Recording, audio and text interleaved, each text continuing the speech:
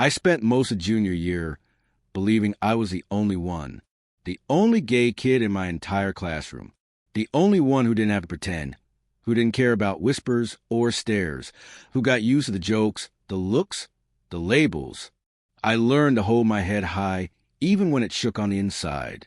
I told myself I was strong, brave, alone, maybe, but still standing.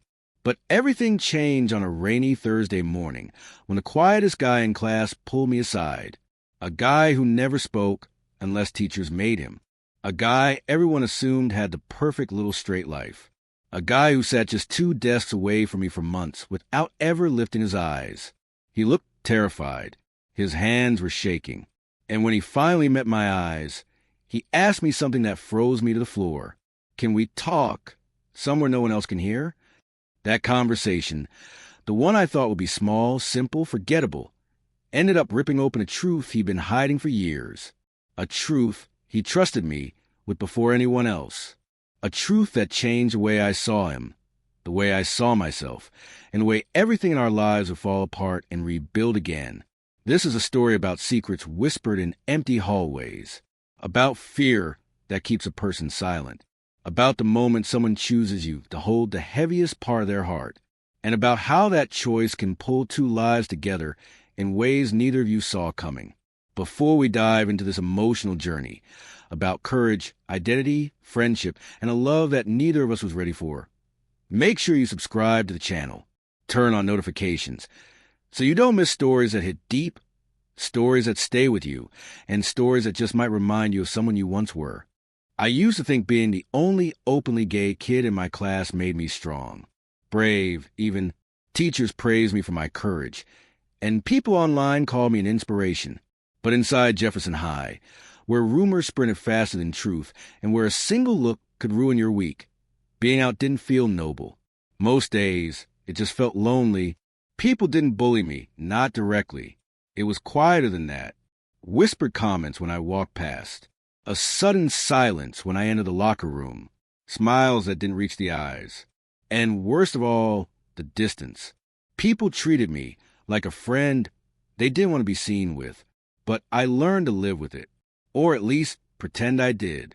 That's why the moment everything changed still feels unreal. Because I never expected him of all people to be the one to step into my shadow and sit with me. His name was Ryan Collins. The kind of guy who blended in so, well, you almost forgot he was there. Not popular. Not invisible. Just normal. He wore soft sweaters, always smelled faintly like laundry detergent, and had a habit of tucking his hair behind his ear when he was reading. We were classmates for 2 years. Not friends. Not enemies. Just 2 people who existed in the same space, without orbiting anywhere near each other. But then came the day he changed everything. It was a Thursday morning, cold enough that my hands were stiff when I opened my locker. I was digging for my English notebook when someone quietly said, "Hey, Leo." I turned. Ryan stood there, nervously shifting his weight. He'd never said my name before. I didn't even know he knew it. "Hey," I replied, confused. He looked around once, twice, checking the hallway like he expected someone to jump out and accuse him of something. Then he leaned a little closer. "Can we talk?" "Somewhere private." That sentence landed like a punch to the stomach. My brain immediately filled with every worst-case scenario. Someone dared him to mess with me. Someone told him to ask something stupid. Someone wanted to laugh. But his eyes, they weren't mocking. They were nervous. Really nervous. Sure," I said. He exhaled like he'd been holding his breath for minutes. We walked down the hall, past the trophy case and the vending machines, to a quiet corner behind the science wing. No one went there unless they were skipping class or having a meltdown. It was basically the emotional storage closet of the school. Ryan rubbed his palms against his sweater, then looked at me. "I don't know how to say this," he whispered. My heartbeat picked up. "You can say anything. I've heard everything before." "Not this," he said. He took a shaky breath. I'm not who people think I am." I frowned. "What do you mean?" His voice trembled on the next words. "I'm like you." I blinked. "Like me how?" His jaw clenched, eyes glistening slightly. "I'm gay, Leo. I just Haven't told anyone. And I don't know how. And I don't know what to do. For a full 3 seconds, I forgot how to breathe. Ryan Collins. Quiet, polite, neutral Ryan. The boy no one watched, no one expected anything from, no one whispered about. He was like me? I thought you hated me. I admitted softly. His eyes widened. What? No, never. I didn't want anyone to assume things about me if I stood too close. That hurt more than I wanted it to, but I understood it instantly. He wasn't avoiding me because he disliked me. He was avoiding me because he saw too much of himself when he looked in my direction. Why tell me? I asked. He swallowed hard. Because I can't keep pretending. And you're the only person who might understand. He took another step closer. Barely an inch. But enough that I felt the warmth of his body despite the cold air. I've been wanting to tell you for months, he whispered. Every time I saw you sitting alone. Every time someone made a comment. I kept thinking, that should be me sitting beside you. That should be me standing up for you. But I was too scared. His voice cracked. And I'm tired being scared. For the first time in a long time, I didn't know what to say. I felt something warm rising in my chest. A mix of sympathy, shock, and something I didn't want to name yet. I'm glad you told me. I finally said. He looked down, brushing his hair behind his ear. My hands are shaking. Mine too, I confessed. He gave a small laugh, nervous, breathy, real. Then he looked right into my eyes, and something passed between us. Something fragile. Something electric. Something that had been waiting for the right moment to appear. I don't know what happens now, Ryan whispered. Me neither, I said. But, he hesitated. Can we maybe figure out together? I nodded slowly. Yeah, we can. For the first time, he smiled at me. Not the polite smile he gave teachers, but a genuine one, soft and relieved. And when he stepped closer, just slightly, it didn't feel scary anymore. It felt like the beginning of something neither of us were ready for, and something we wouldn't be able to walk away from without getting hurt. As the bell rang above us, echoing through the hallway, Ryan whispered, Meet me after school? There's something else I need to tell you. And just like that, the day wasn't cold anymore. The world didn't feel empty. But I had no idea that the secret he planned to tell me later would be the one that changed everything. I didn't expect anything to change after that moment in the hallway. People had stared at us. Sure, they whispered, as always. But for me, nothing new had happened. I'd been the gay kid of our junior year since the first month of school. Labels didn't scare me anymore. They annoyed me, but they didn't break me. But him? The way he pulled me aside yesterday. The way his hand shook just a little. The way he said, I can't tell anyone. Not yet. That had been different. That had cracked something open inside me that I desperately tried not to name. This morning, when I walked into class, I felt the same instinctive quiet ripple through the room. The micro pause before the chatter resumed, the stolen glances, the barely disguised curiosity. But then he walked in. No hoodie pulled over his head. No running late. No headphones. Just him, Ryan Bennett. Fresh haircut, shoulders tense, eyes avoiding every single person in the room, including me. He sat in the seat directly in front of mine. He didn't look back once, not even by accident. And yet, I could feel him, almost like some invisible line still tied us together. Halfway through class, his leg bounced beneath the desk, a nervous tell I never noticed before. His fingers tapped the side of his notebook relentlessly. He kept rereading the same sentence. I knew, because he hadn't turned the page. Whatever he was fighting inside himself, it was loud. And I hated that he was doing it alone. After class, he shot up from his chair, so fast his pen rolled to the floor. He didn't notice, but I did. I picked it up and followed him out into the hallway. Ryan. He froze mid-step. Slowly, reluctantly, he turned. His eyes looked different today. Not scared like yesterday, but exhausted. Like he'd stayed up all night, wrestling with a confession he couldn't take back. You dropped this, I said, holding out his pen. He swallowed. Thanks. He reached for it, but when my hand brushed his, he flinched. not in disgust, but in panic. His fingers trembled as he took the pen, and he looked at the floor, jaw tight. I lowered my voice. "Are you okay?" He let out a shaky breath. "No." A few students passed by. He stiffened instantly, stepping a little farther from me until they were gone. When the hallway quieted, he leaned in the slightest bit and whispered, "Lunch. Library.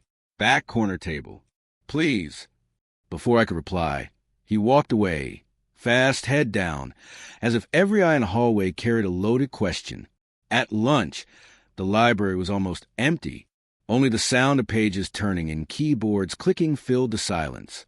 He sat in the very last row, had pulled forward now, elbows on the table, hands gripping each other so tightly his knuckles were white. When he saw me, he exhaled a long, relieved breath that hit me harder than I expected. "I didn't think you'd come," he said quietly. "You asked." I replied, taking the seat across from him. He nodded, staring at the table as though afraid to look up. "I didn't sleep," he admitted. "Last night, I kept thinking about everything." I leaned back, giving him space. "You don't have to tell me anything you're not ready to." He laughed under his breath, a soft, painful sound. "That's the thing.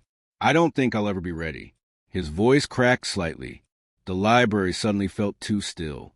He twisted the pen between his fingers nervously. "Yesterday, when I told you I wasn't straight, you didn't freak out. You didn't judge. You didn't try to make a thing. You just listened. That's what friends do," I said. His eyes flickered up, vulnerable, searching. "But we're not even friends like that." I swallowed. "We could be." Silence stretched between us, heavy but alive. He took a breath. "I've known since freshman year. Not completely, not clearly, but something. Everyone thought I had crushes on girls. I played along, but none of it felt real." I listened carefully, letting him guide the pace. "But then you—" he hesitated. "You happened. You were the first person I looked at and thought, 'Oh, so this is what it feels like.'" My pulse jumped painfully. "Ryan." He raised a hand, stopping me. "I'm not saying I'm ready. I'm not saying I want anything. I'm saying I finally understand myself more because of you." I stared at him, throat tight. "You're not alone. You don't have to do this alone." His eyes softened. "I know. That scares me, too." Footsteps echoed near the entrance of the library. He immediately tensed, pulling his hood lower, sliding his chair slightly away from the table. When the footsteps faded, he relaxed a little. "I hate this," he whispered. "I hate hiding. But I'm not like you." "That's okay," I said. "Everyone comes out differently." He nodded slowly. Then he looked at me, really looked, and something raw flickered in his expression. "Did you always know?" he asked. I smiled gently. "Pretty much." "Were you scared?" "Terrified." "And now?" "Still terrified sometimes," I said, "but happier than pretending." He leaned back, processing that.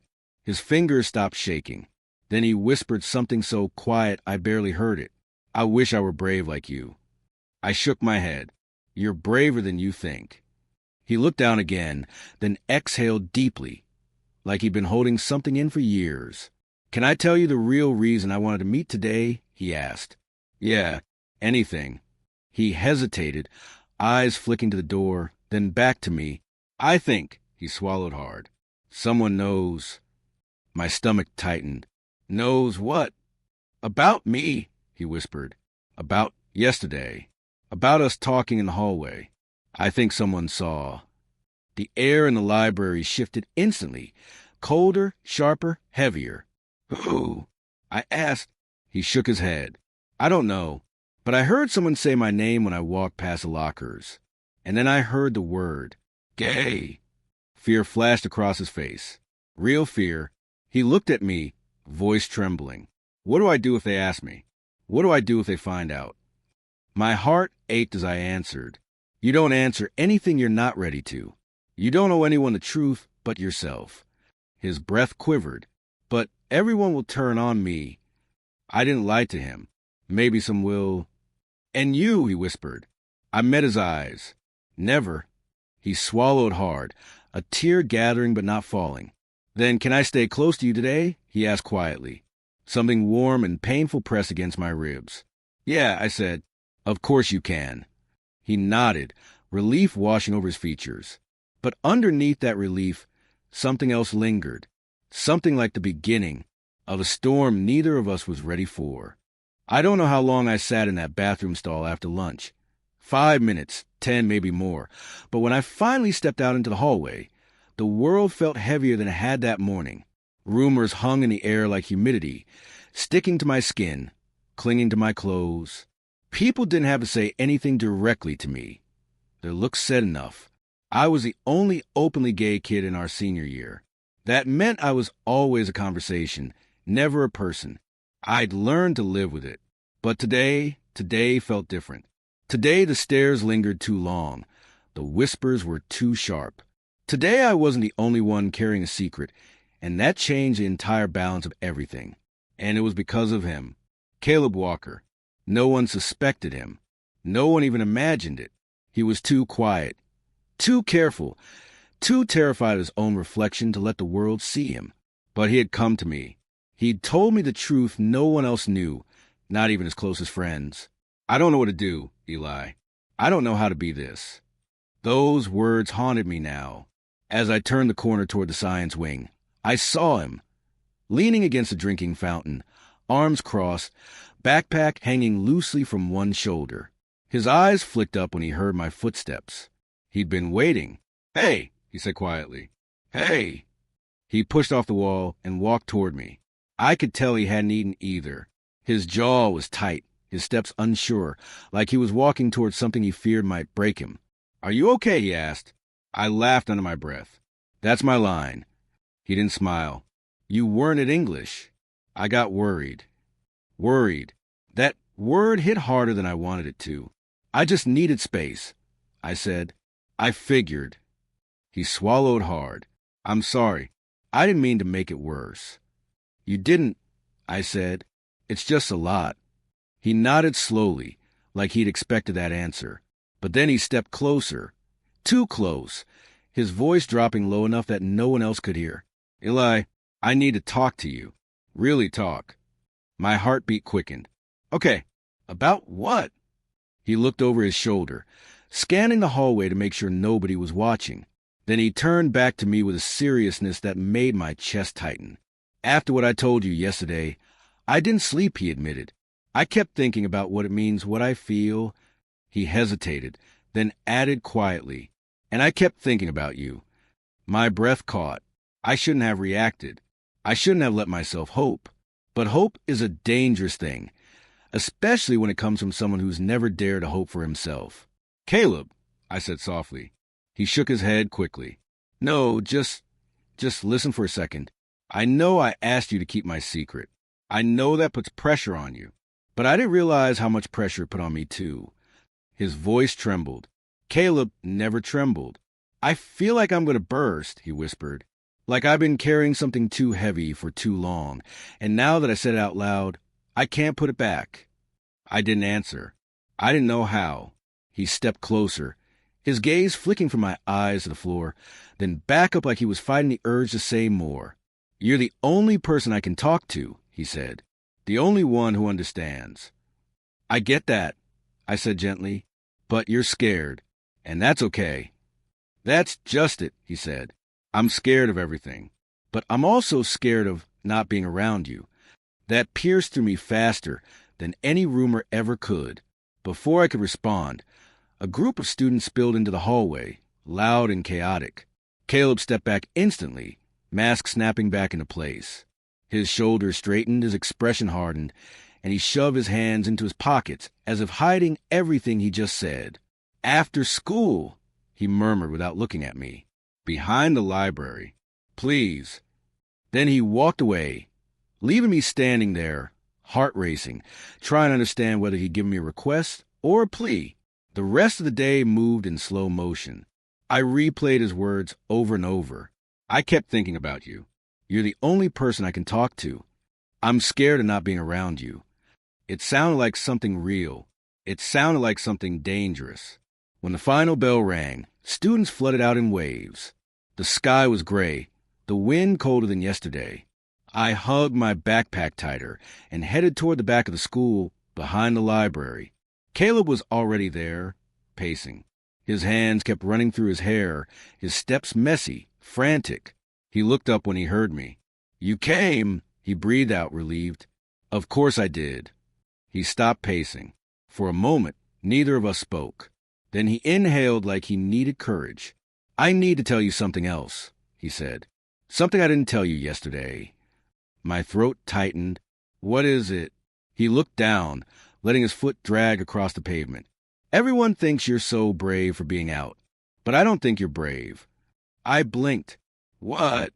He stepped closer. "I think you're strong. Stronger than anyone here. Stronger than me." His voice cracked slightly. "You live in the open, even when people stare, even when they talk. You're not hiding. You're not pretending. And I wish I could do that." "Caleb, I'm jealous of you," he admitted, "because you're already the thing I'm terrified to become." The wind blew hard, rustling the trees around us. His eyes were glassy, but not from tears, from fear. "I don't want to be a secret anymore," he whispered. "I don't want to keep this locked inside. And I don't want to pretend I don't feel whatever this is." I swallowed. "And what is this?" He looked right at me. "This is me realizing that the only time I feel like myself is when I'm with you." The words hit so deeply I forgot how to breathe. And then, for the first time, Caleb reached out and grabbed my wrist, gently but like he needed the contact to stay grounded. "A lie," he whispered. "I'm not ready, but I don't want to run anymore." I felt something inside me warm, like hope blooming too fast. But before I could answer, voices echoed from the corner. Caleb's head snapped toward them instinctively, panic crashing over him. He let go of my wrist immediately as two guys rounded the library, laughing as they walked. They didn't notice us, but the damage was done. Caleb stepped back, shaking. I can't. Not here. Not yet. Caleb." He backed away again, eyes full of fear and longing. "I want this. I swear I do. But if anyone sees..." His voice broke. "I don't know what I'll do." And then he did the one thing he didn't want to do.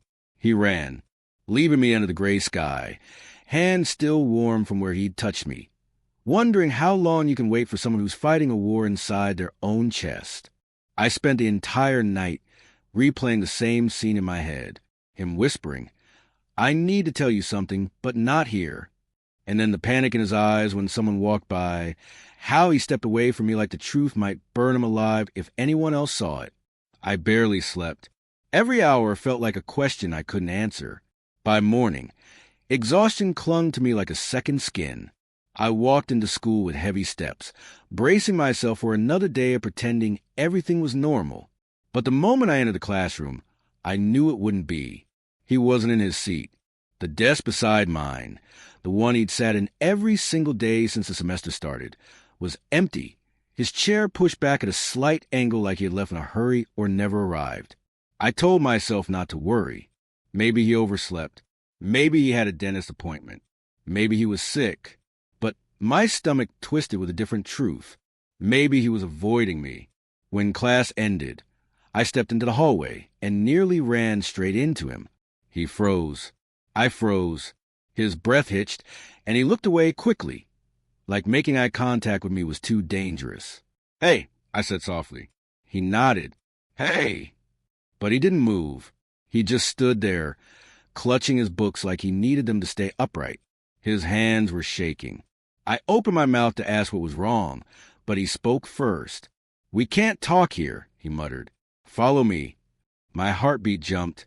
He glanced around, then slipped into the stairwell, the same one people rarely used.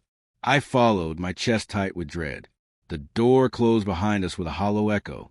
He kept his eyes on the floor. Nobody can see us together right now. A sting shot through me.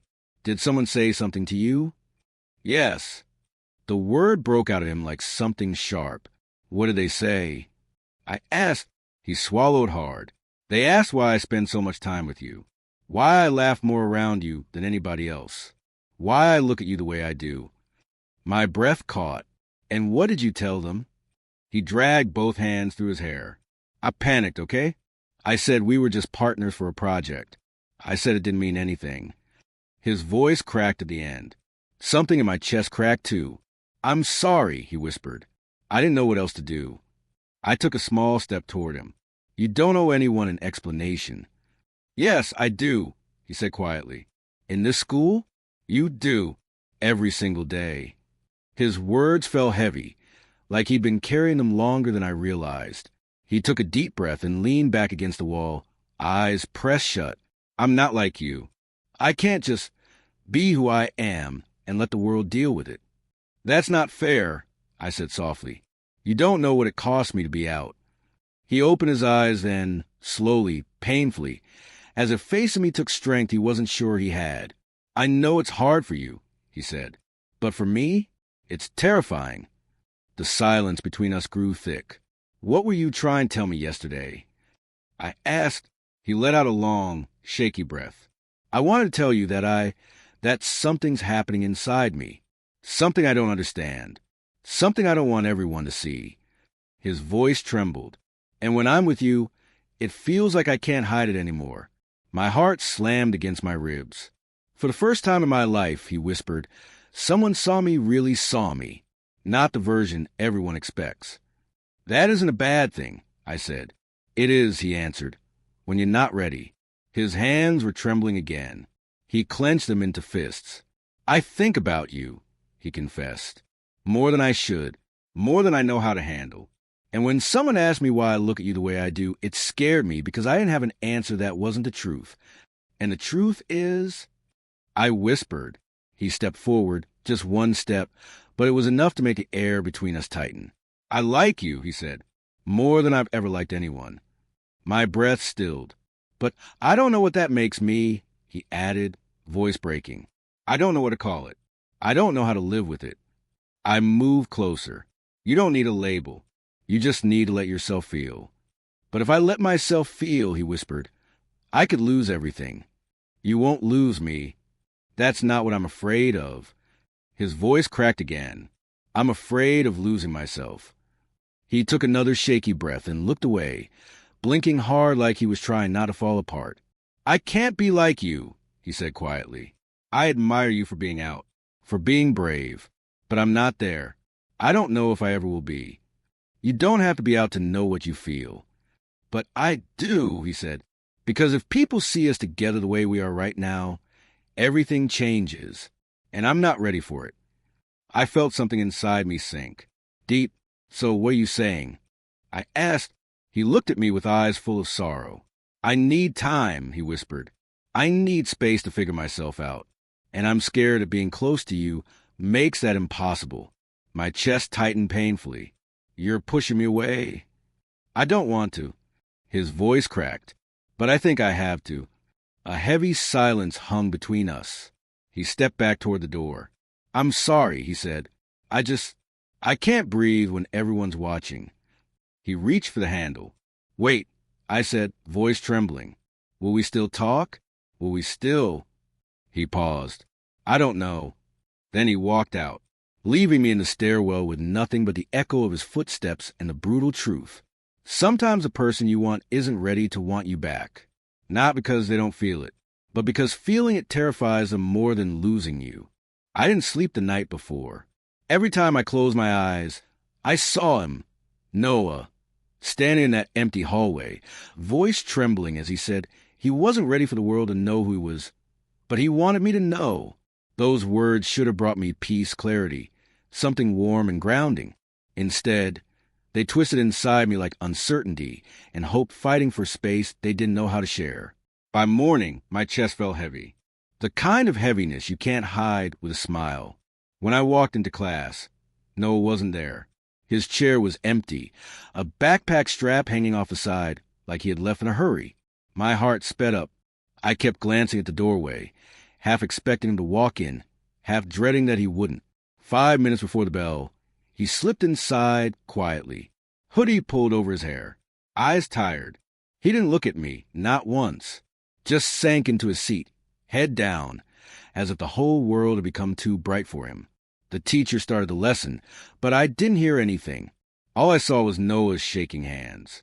When the bell rang, he stood quickly and leapt before anyone else. I packed my bag fast and followed him down the hall, weaving through people who seemed annoyingly unaware of how badly I needed to reach him. "Noah," I called out. He didn't turn, so I tried again, louder this time. "Noah." He stopped, shoulders tense. He didn't face me, just kept staring at the rows of lockers like he was trying to blend into the metal. I stepped closer until I was only an arm's length behind him. "Why are you avoiding me?" He exhaled sharply, one of those breaths that sounded like it carried too much weight. "I'm not avoiding you," he muttered. "You are." He finally turned, and his eyes looked darker than yesterday, a little red around the edges. "I just needed space." "That's not what you said last night." He flinched, not dramatically, just enough for me to notice. "I know," he whispered. "I know what I said, and it felt right in the moment." His voice cracked on the last word, but today it feels terrifying. I stepped closer. "Because someone saw us?" He nodded. My stomach dropped. "Who?" He hesitated, eyes flicking to ground. "Ethan." I blinked. "Your friend Ethan?" "No," he said quietly. "Yours." And suddenly everything made sense. Ethan, my classmate, the one who was always joking around, always paying attention to everything. If anyone saw Noah standing too close, if anyone overheard even a whisper of that hallway conversation, I felt cold. Not scared for me, scared for him. "What did he say?" I asked. Noah swallowed. Just asked if something was going on. I told him no. I panicked. "Okay," I whispered. "That's normal." "No," he said quickly, stepping closer. "I don't want to lie. Not to your friends. Not to myself. Not to you." His voice softened. "But I can't just come out in front of everyone overnight. I can't be brave like you." I froze. Brave. He thought I was brave. "Noah," I said softly, "I'm not brave. I'm just tired of pretending." "That's exactly what I mean," he breathed. "I wish I was like that. I wish I could just say it, be it." His eyes filled with frustration. "I hate being scared all the time." My chest ached. I wanted to reach for him, hold him, tell him that he didn't have to pretend with me, that I saw him even when he was hiding. But footsteps echoed from the end of the hallway, voices growing louder as other students approached. Noah stiffened immediately. I lowered my voice. "Hey, we can talk somewhere else." He nodded, relief flickering in his eyes. "After school?" "Yes," I said. "Anywhere you want." He texted me the location. The soccer field bleachers, after practice. The sun was low when I arrived, casting long shadows across the grass. I sat halfway up, tapping my knee nervously. I watched Noah on the field. He wasn't the loudest or the best player, but he had this calm determination that made him stand out. Every now and then he looked up at the stands, as if checking if I was still there. And each time he did, something warm stirred inside me. When practice ended, he jogged over, breathless and nervous. "Hey," he said. "Hey." He sat beside me, still catching his breath. "Thanks for coming. I told you I'd be here." He smiled faintly, but it didn't reach his eyes. "I've been thinking all day." "About what?" "Us." The word hit me harder than I expected. "Noah, what if this turns into something?" he asked. "What if I fall for you? What if I already am? What if people find out before I'm ready?" His voice shook, but he kept talking. "What if I ruin your life? Or mine? Or both?" I didn't know what to say.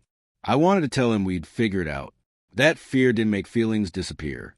That everything real in life came with risk. But before I could speak, he said something I didn't expect. "I want to try," he whispered. "I'm scared. I'm not ready. I don't know how to come out to the world yet. But I want something with you, even if nobody knows, even if it's just ours for now." My heart felt full, too full. "Noah," I whispered, "I want that too." He finally smiled, really smiled, and it felt like something inside both of us settled. But then he looked down at his hands. "There's one thing," he said. "One thing you should know." My breath hitched. "What is it?" He turned toward me, eyes filled with something heavy. Something he had been hiding even from himself. "I didn't just come out to you yesterday," he said quietly. "I came out to myself." He exhaled shakily. "And I don't know what that means for who I was before." My chest tightened. "It means you're finally becoming who you are." He nodded, but then, unexpectedly, his expression shifted into something that scared me. "Evan," he whispered, "I don't know if I'm strong enough for the world to know about us." I opened my mouth to answer, but he continued, "But I'm strong enough to be with you, if you'll have me." And in that moment, with the sun setting behind him and the sounds of school fading into silence, I realized that sometimes the bravest thing a person can do is confess what terrifies them the most. By the time Monday arrived, everything in my chest felt heavy, not in a sharp way, but in a way that whispered something is about to break. I hadn't slept properly. I barely ate, and every time I replayed his voice saying, "I think I might be like you," my stomach flipped in a way I couldn't control. But today felt different. Because today, he asked to meet after school, alone, behind the old music building, where no one ever went unless they wanted privacy or trouble. I didn't know which category we would fall into. When the final bell rang, the hallway exploded with noise. People pushing, laughing, yelling, slamming lockers. I moved through it all like a ghost. No one noticed me. No one cared. Except him. I caught his eyes once, a small, shy glance, before he looked away and walked out the door. I followed a few minutes later. Outside, the air smelled like rain, that cold, dusty scent that always made my chest feel strange. The sky was thick with low gray clouds, the kind that held back tears until the very last moment. He was already there, standing with his hands shoved deep into his hoodie pockets, foot tapping nervously against the pavement. When he heard me approaching, he looked up slowly. "Hey," he said. "Hey." I answered, my voice softer than I expected. For a moment, neither of us moved.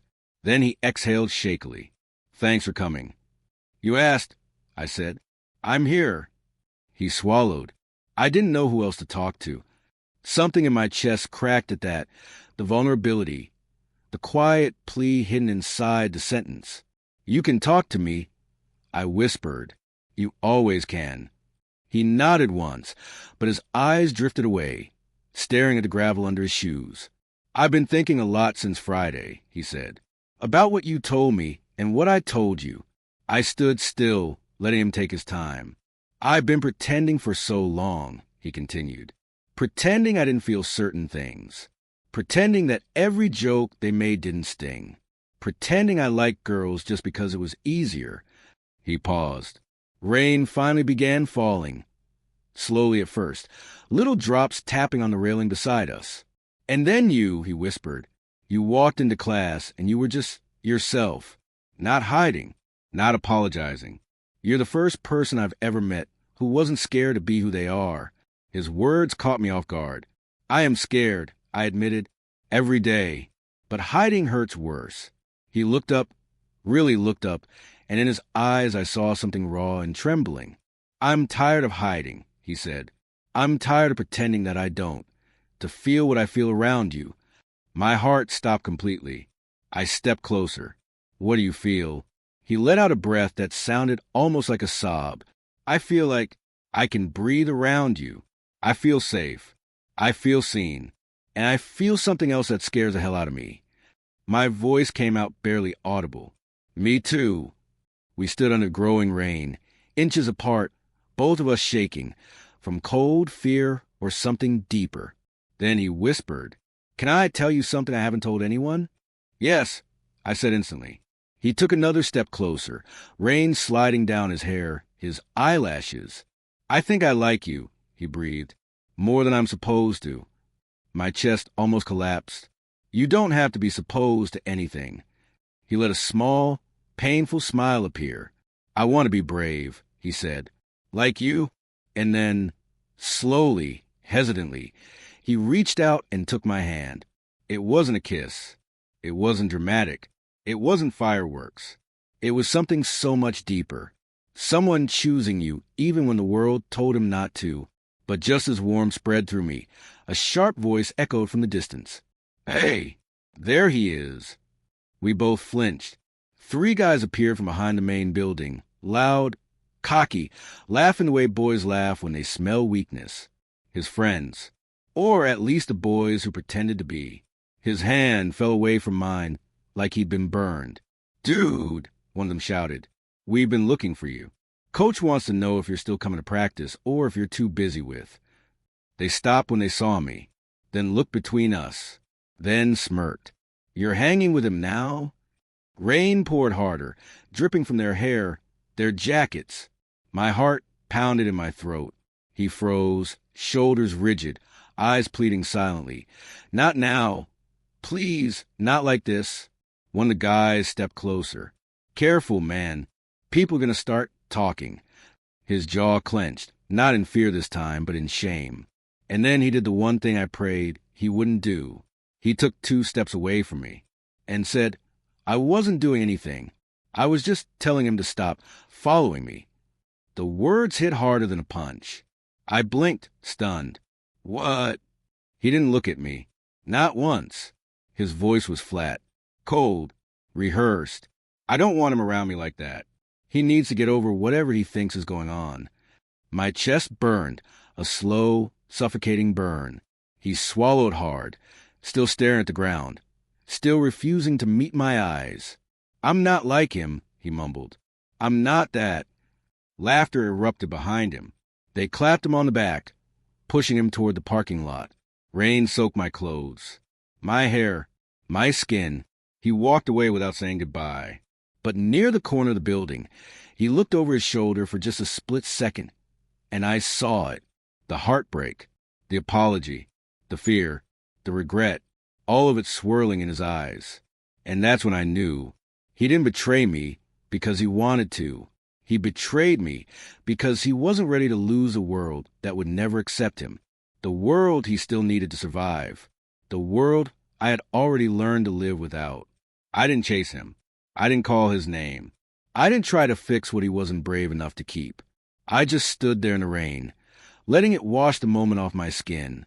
Some love stories don't fall apart because they weren't real. Some fall apart because the world refuses to give them space to grow. This was ours. Short, secret, and unforgettable. And as I walked home alone, rain dripping from my eyelashes, I whispered something to myself that hurt, but also healed. Maybe one day, he'll be brave enough to love someone the way he almost loved me.